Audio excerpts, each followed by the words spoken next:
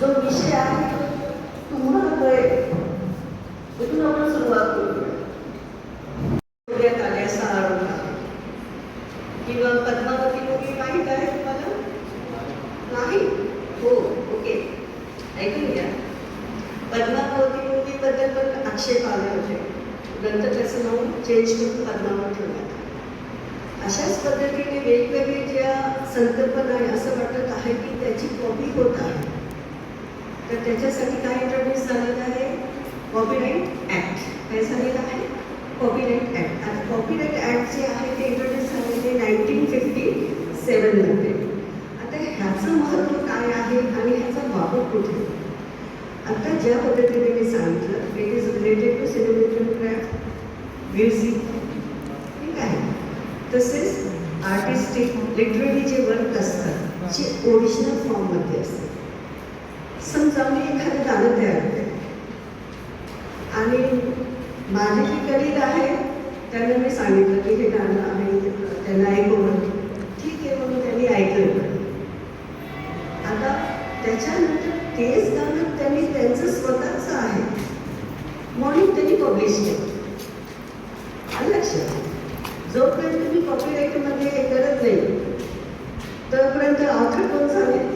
त्यांनी पब्लिश केल्यामुळे ते ऑथर झाले. He is the owner of that work. त्या बाबतीत मी दाद मागू शकते का? नाही मागू शकते.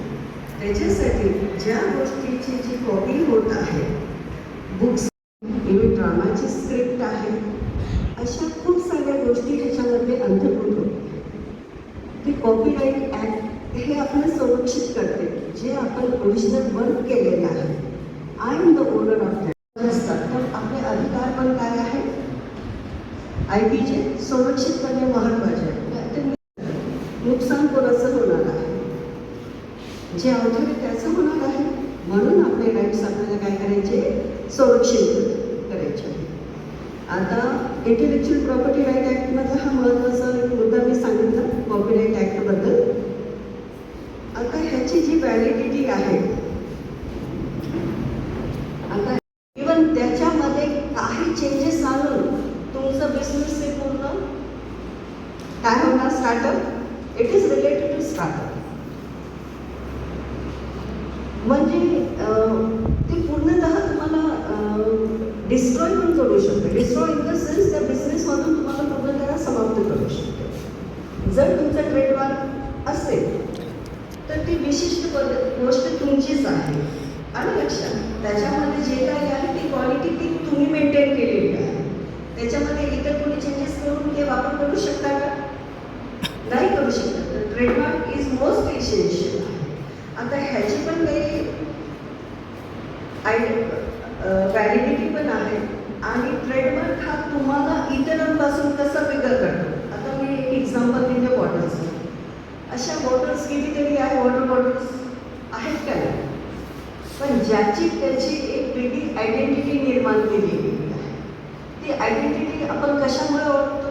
त्याच्या पाठ काहीतरी असेल ना, ट्रेडमार्क म्हणतोय आपण, त्याच्यामुळे. आता ह्या बॉटल्स आहेत. आता आपण कुठे गेलो, आपण काय म्हणतो, पण मला किनले बॉटल भेटतो, ओके, म्हणून बिस्लरी. अदर बॉटल्स पण असतात ज्याचा त्याचा त्यांचा ट्रेडमार्क असतो. पण जी क्वालिटी, जी आयडेंटिटी त्यांना डिस्टिंक्ट करते इतर प्रोडक्टपासून, तर त्याला आपण प्रेफर करतो. आणि तेच महत्त्वाचं आहे. जेव्हा तुमचं स्टार्टअपचं येत आहे तर तुम्हाला जेव्हा ह्या न्यू आयडियाज, न्यू इन्व्हेन्शन्स, तर तुम्हाला इतरांपासून कसं युनिक करतात, डिफरन्शिएट कसा निर्माण करतात, त्याच्यासाठी काय पाहिजे? मोस्ट ऑफ बिझनेस जे स्टार्ट करतात, पाहून आपण ट्रेडमार्क नंतर रजिस्टर करूया. तोपर्यंत काय होतं? काहीतरी त्यांच्या राईट्सवर गदा येते. त्यांचे जे बिझनेस आयडियाज आहेत त्या दुसरीकडे पण जातात. आणि ते इतरांपासून कसे वेगळे ते ठरवू शकतात का? नंतर किती आठवडा केलं नाही, हे माझं आहे, हे ट्रेडमार्क मला रजिस्टर करायचं होतं. पॉसिबिलिटी आहे का? जेव्हा राईट्स व्हायलेट होतात तेव्हा आपल्याकडे आहे प्रथा की नाही, हे आमचं होतं, हे असं करायचं. पण जेव्हा तुम्ही स्टार्टअप्सच्या दृष्टिकोनातून विचार करत आहात, इन फ्युचर तुमचं बिझनेस तुम्ही स्टार्ट करत आहात, त्या दृष्टिकोनातून तुम्हाला इंटेलेक्च्युअल प्रॉपर्टीचे जे महत्त्वाचे घटक आहेत ते सर्व फॉलो करून तुम्हाला तुमचे जे राईट्स आहे इंटेलेक्च्युअल प्रॉपर्टीचे ते तुम्हाला काय करावे लागणार आहे, संरक्षित करून घ्यावे लागणार आहे. एक कॉपीराईट घेतला आपण, दुसरं कोणतं घेतला, ट्रेडमार्क घेतला. आता ट्रेडमार्क ह्याच्यामध्ये फक्त आपण ट्रेडमार्क हे केलं, काही ठिकाणी स्लोगन्स असतात, काही स्पेसिफिक वर्ड्स असतात की नसतात. म्हणजे ते वर्ड्स किंवा स्लोगन तेवढं पण वाचलं तर त्या प्रोडक्टशी संबंधित आहे. कोणी एक्झाम्पल देऊ शकतो एखादी वर्ड्स, स्लोगन? ॲडव्हर्टाईज पाहतात, हां, डंकी आगे जीत है, कशाचं आहे, wantedly very good. It means these slogans are also like a trademark. माझं म्हणण्याचा उद्देश आहे शब्द, स्लोगन्स हे पण काय आहे, ट्रेडमार्क्स आहेत. एखादे स्पेसिफिक असे खूप सारे आहेत. हां, ठीक आहे. तुम्हाला आता ह्याची जी व्हॅलिडिटी आहे त्याबद्दल मी थोडंसं बोलते. ह्याची व्हॅलिडिटी जी सांगितलेली आहे ती 10 वर्ष आहे. किती वर्ष आहे? 10 वर्ष आहे ट्रेडमार्कची. परत जर तुम्हाला हाच ट्रेडमार्क ठेवायचा असेल for perpetual, it means life time, तर every 10 years you have to renew it. ट्रेडमार्कची काय आहे? 10 वर्ष व्हॅलिडिटी. 10 वर्षानंतर परत त्याला काय करावे लागणार आहे? रिन्यू करावं प्रत्येक 10 वर्षी. अंडरस्टूड? थर्ड आहे पेटंट ॲक्ट. 1970 मध्ये इंट्रोड्यूस झालेला आहे. आणि patent act is the most important here in this new इन्व्हेन्शन्स. सुरुवातीपासूनच सांगत आहे, नवीन आयडिया, नवीन संकल्पना. ह्याच्यात काय आहे? न्यू इन्व्हेन्शन्स. अंडरस्टूड? पेटंट खूप महत्त्वाचं आहे. आपण कोविड पिरियड अनुभवला, आपण ही जनरेशन साक्षीदार आहे त्याची, कोविड पिरियडची.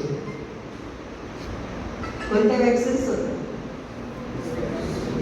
कोविशिल्ड, कोवॅक्सिन, मेनी होणार. It is like इन्व्हेन्शन्स. आता ते त्यांच्याच नावाने ज्यांनी इन्व्हेंट केलेलं आहे. ओके, तर तशा काही ज्या नवीन इन्व्हेन्शन्स आहेत तर त्याच्यामध्ये नवीन आयडिया पाहिजे.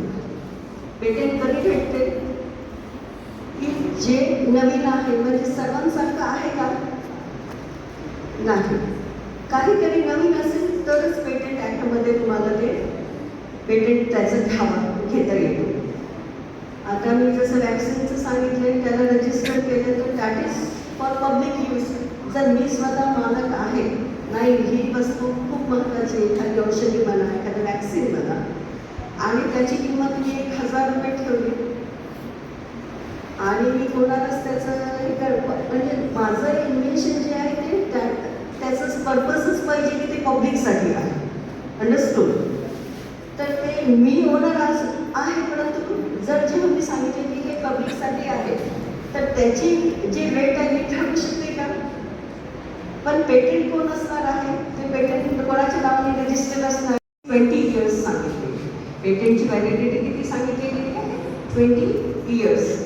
आणि तसंच तो पेटंट आता ज्या भागात मी आहे त्याचा जेवढी टेरिटोरी, ज्युरिस्डिक्शन आहे, एरिया आहे, आय एम फ्रॉम इंडिया. फक्त इथे मी परभणी किंवा महाराष्ट्राचा विचार करणार आहे का? नाही. मी ज्या कंट्रीची आहे त्या कंट्रीची जी टेरिटरी आहे त्याच्यामध्येच माझं पेटंट असेल. फक्त इथे इंटरनॅशनल लेवलचं असेल तर तो भाग वेगळा, त्याची प्रोसिजर वेगळी असणार. फक्त मी माझ्या देशामध्ये आहे त्याची जी टेरिटरी आहे त्या ज्युरिस्डिक्शनपर्यंत ते असणार आहे. आणि validity period is 20 years. Copyright act किती होतं? Lifetime plus after the date 60 years.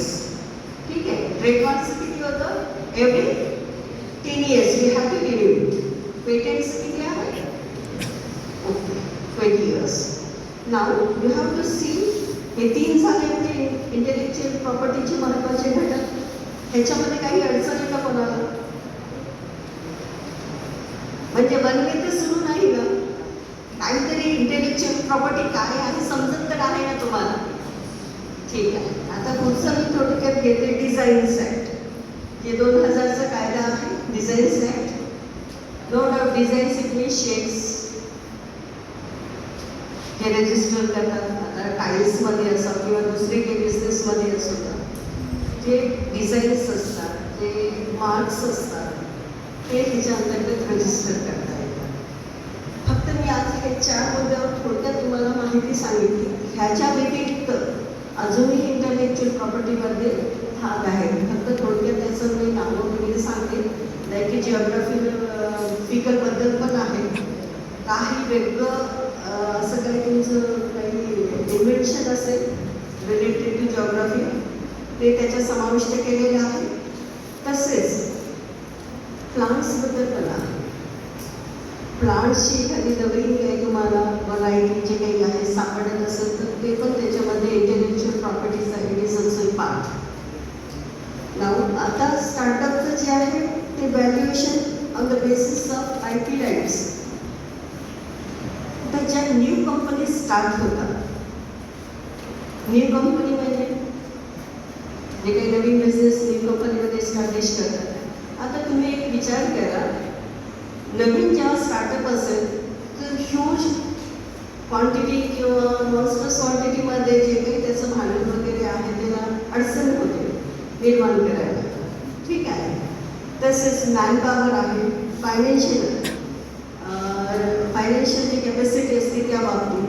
आता तुमचे जे नवीन आयडियाज असतील, ठीक आहे, नवीन आयडियाज असतील तुमचे आणि त्याची एक वेगळी ओळख इतर स्टार्टअपपासून वेगळी तुम्ही जी निर्माण केलेली आहे, तर ह्याच्यासाठी तुम्हाला महत्त्वाचे घटक काय आहे वेगळी ओळख निर्माण करण्यासाठी? काय आहे सांगू शकता कोणी?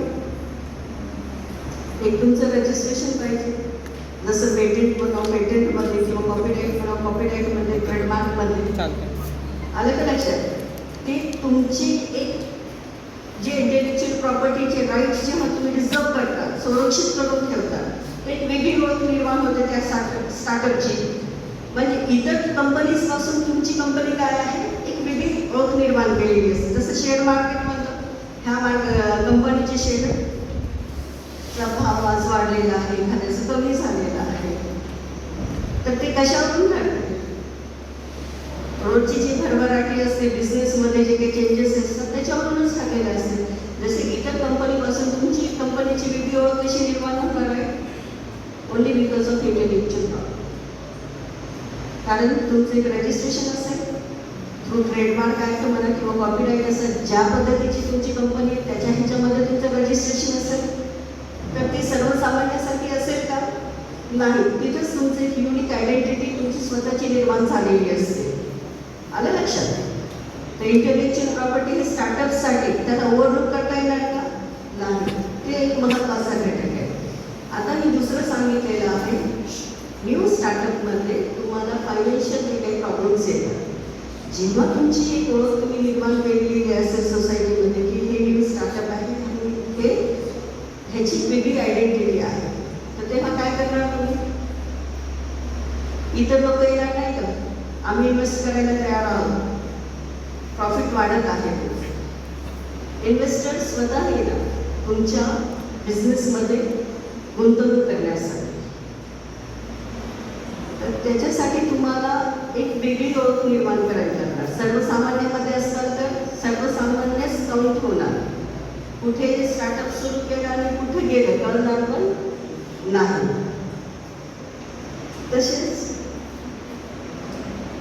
जे लिमिटेड रिसोर्सेस आहेत, मॅनपॉवर, फायनान्शियल, ह्याच्यासाठी तुम्हाला काय करावे लागणार? आता सांगितलं, न्यू पार्टनर्स लाईक इन्व्हेस्टर्स तुम्हाला एक वेगळी ओळख करून निर्माण करून त्यांना आपल्याकडे अट्रॅक्ट करावे लागणार. जसं मी आता तुम्हाला एक्झाम्पल दिलं पाण्याची बॉटलमध्ये, ठीक आहे, जास्त डिमांड कशाला आहे? ट्रस्ट कोणावर आहे? बिसलेरी किंवा त्यांना मार्केटमध्ये जास्त आता स्ट्रगल करायची गरज आहे का? गेल्या गेल्या कस्टमर म्हणतो की मला त्या ब्रँडचं पाहिजे प्रॉडक्ट. तर नो डाऊट जिथे बिझनेस वाढेल तिथे प्रॉफिट वाढणार, जिथे प्रॉफिट वाढणार तिथे इन्व्हेस्टर स्वतः अट्रॅक्ट होऊन येणार. आलं का लक्षात? म्हणजे स्ट्रगल करायची जास्त काही गरज आहे का? इंटेलेक्च्युअल प्रॉपर्टीमध्ये नवीन संकल्पना, नवीन आविष्कार ह्याला जास्त महत्त्व आहे. आणि इंटेलेक्च्युअल प्रॉपर्टीचे जे पार्ट्स मी जे टाईप्स तुम्हाला समजून सांगितलेले आहे आज, कॉपीराईट सांगितलं, ट्रेडमार्क सांगितलं, पेटंट ॲक्ट सांगितलं आणि डिझाईन ॲक्टमधून थोडक्यात सांगितलं. हे त्याचे महत्त्वाचे घटक आहेत. आणि ह्याच्या मॅनेजमेंटवरून जे तुमचं बिझनेस स्टार्टअप आहे, आता जस्ट मी एक एक्झाम्पलने सांगितले तुम्हाला, एक unique identity you have to create. Here everything is for new creation. नवीन आयडिया, नवीन संकल्पनालाच महत्त्व आहे आणि आपली क्वालिटी मेंटेन करायला. ऑटोमॅटिक तुम्हाला इन्व्हेस्टर्स मिळतात, पार्टनर्स जे गुंतवणूक करतात. तर तुम्हाला एक वेगळी ओळख तुम्हाला तुमच्या स्टार्टअप्समध्ये निर्माण करायची आणि ते कशामुळे निर्माण करू शकाल? कोणाच्या हेल्पने? तर इंटेलेक्च्युअल प्रॉपर्टीच्या हेल्पनेच तुम्ही ते सर्व निर्माण करू शकता. आता हा मी तुम्हाला जे सांगितलेलं आहे इंटेलेक्च्युअल प्रॉपर्टी राईट्स अँड स्टार्टअप्सचे जे मॅनेजमेंट आहे, कशा पद्धतीने आपल्याला एक वेगळं ओळख किंवा इन्व्हेस्टर कसे अट्रॅक्ट करतात त्याच्याबद्दल हा एक भाग झाला. आता ह्याच्यातच एक महत्त्वाचा घटक हा आहे की जेव्हा तुम्ही आता काही स्टार्टअप केले, बिझनेस स्टार्ट केला, तर फक्त ते मी माझ्या हातपर्यंत सर्वकडे पोहोचू शकते का? Not possible. We have to do agreements. इतर डीलर्स आपल्याला निर्माण करावे लागणार, ॲग्रीमेंट्स करावे लागणार. तर त्यावेळेस ते सर्व रजिस्टर्ड करून घ्यायचे ॲग्रीमेंट्समध्ये. It should be written. हे मॅन्डेटरी नाही आहे, पण तुमच्या बिझनेसला प्रोटेक्ट करण्यासाठी हे सर्व काही महत्त्वाचं आहे. आता तुमच्या बिझनेसशी रिलेटेड काही आयडियाज असतात, ते डायरेक्टली डिस्क्लोज करता येतात का? आता एखादा प्रॉडक्ट तुम्ही घेतला तर त्याच्या मागे त्याच्यात काय आहे, कार्बोहायड्रेट्स किती, मिनरल्स किती, कोणते प्रोडक्ट वापरलेले, क्वांटिटी किती, सर्व काही येऊन जाते. पण जो महत्त्वाचा सिक्रेट असतो त्या प्रोडक्ट बाबतीत ते डिस्क्लोज करता येते का? आणि ते डिस्क्लोज करू पण नाही, कारण that is the business strategy. तुम्ही प्रत्येक गोष्टी डिस्क्लोज करू शकत नाही तिथे. इवन आता माझा बिझनेस आहे, ठीक आहे, माझ्या स्टार्टअप्सचे जे मेन आयडियाज आहेत मी पूर्ण शेअर नाही करू शकत, कारण that is harmful for me. मी त्याच्यात नुकसानमध्ये की कारण मी सर्व काही सांगितलं तर इतर पण ते नंतर इम्प्लिमेंट करू शकतात.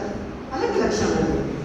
तसंच माझे जे क्लायंट्स आहेत त्याची लिस्ट पण मी डिस्क्लोज करायला पाहिजे का? बिलकुल नाही.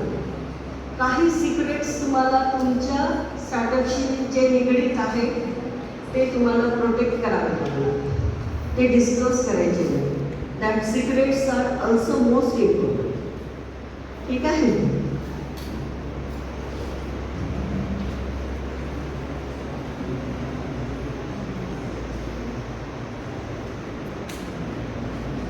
Intellectual property rights चे काय, one of the key elements that differentiate a brand and create barriers to other competitors.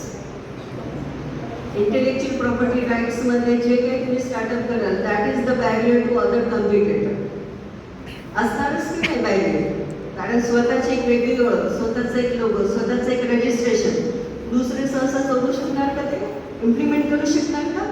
नाही. तर कॉम्पिटिशनमध्ये तुम्हाला टिकायचं असेल तर हे बॅरियर्स, इंटेलेक्च्युअल प्रॉपर्टीचे जे राईट्स आहेत ते संरक्षित करून आपल्याला आपलं पुढील भविष्याची वाटचाल करावी लागणार. This is all about intellectual property rights and management of IP startup. Understood? So मी ह्या बाबतीत तुम्हाला जी माहिती दिली, आता त्याचं रजिस्ट्रेशन कसं करायचं ही एक वेगळी प्रोसिजर आहे. फक्त राईट्स काय आहेत, त्याची व्हॅलिडिटी किती आहे, त्याचे काय काय घटक समाविष्ट होत आहे ह्याबाबत मी तुम्हाला आज माहिती दिलेली आहे. आय होप तुम्हाला की मी सोप्या भाषेत द्यायचा प्रयत्न केलेला आहे, ती तुम्हाला समजली असेल आणि महाविद्यालय इंजिनिअरिंग कॉलेजने मला जी संधी दिली इथे त्याबाबत आम्ही request all of you and thank you. Property, what are the rights, and these kind of lectures are arranged only for the information, and you have to take that information positively.